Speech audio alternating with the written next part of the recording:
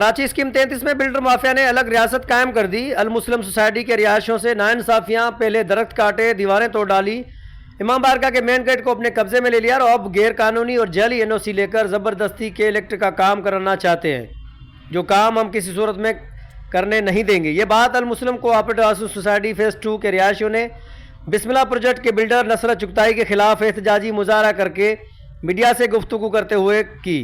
मैं सेक्रेटरी हूँ और मुझे बिल्डर ने लेटर लिखा था कि आप मुझे रोड कटिंग की इजाज़त दी जाए, लेकिन मैंने उनको रोड कटिंग की इजाज़त नहीं दी थी और इसका हमने इन्फॉर्म भी कर दिया था कि इलेक्ट्रिक को भी इन्फॉर्म कर दिया था, बिल्डर को भी और पुलिस स्टेशन पे भी।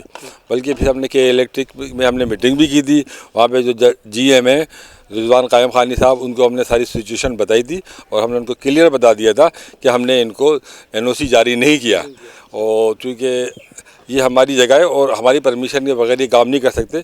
और बिल्डर ने हमें लेटर लिखा, इसे माने उन्होंने एक्सेप्ट किया कि हमारी NOC के बगैर वो काम नहीं कर सकते, वरना बिल्डर हमें लेटर नहीं लिखता। उन्होंने मुझे लेटर लिखा था, फ़ोन भी किया कई दफ़ा, लेकिन हमने उनको NOC नहीं दिया।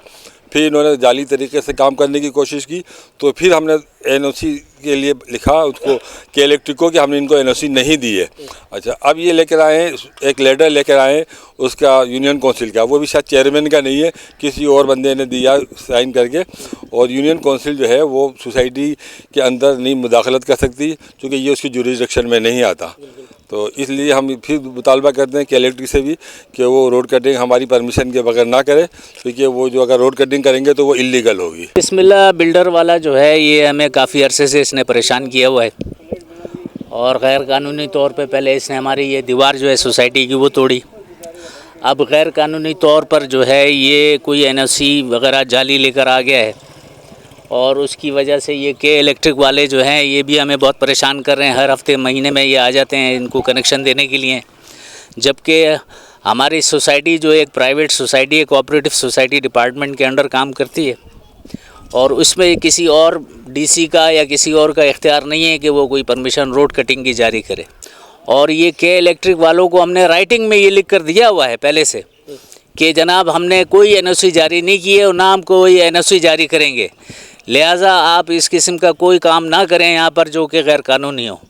लेकिन हमें समझ नहीं आती ये कि इलेक्ट्रिक वाले जो हैं ये किसकी सिफारिश पर या किसके कहने पर ये हर महीने में 1-2 चक्कर ज़रूर आते हैं और हमारे यहाँ के लोगों को परेशान करते हैं और आकर जो है अपना काम करने की कोशिश करते हैं जो कि गैर कानूनी है। और हम ये चाहते हैं कि ये गैर कानूनी जो रोड कटिंग है इसको रोका जाए और हम इंतज़ामिया से अपील करते हैं कि हमारा मसला हल करें। बिल्डर ने हमें परेशान करके रखा हुआ है, हर वक्त की हमारे लिए परेशानी है, ना हम बाहर निकल सकते ना हमारे बच्चे बाहर निकल सकते हैं। इस वक्त भी आप देखिए ढेरों आदमी खड़े हुए हैं, हर वक्त सुबह से लेकर रात तक यही तमाशा यहाँ रहता है। ये इन्होंने हर काम अनलीगल किया हुआ है, ज़मीन भी अनलीगल लेकर इन्होंने घर बनाए हैं, हमारी दीवार भी इन्होंने तोड़ी, हमारे झूले तोड़े, हमारे शेड बने थे वो तोड़े, हमारा हज़ारों का इन्होंने नुकसान किया है। उसका कोई नहीं हो, हर वक्त हर दूसरे दिन पुलिस वालों को लेकर आ जाते हैं, कभी DC को लेकर आ जाते हैं और हमारे लिए परेशानी करते हैं। सुबह तो से लेकर शाम तो है, लेकिन रात को भी हम लोग यहाँ सिक्योर नहीं हैं।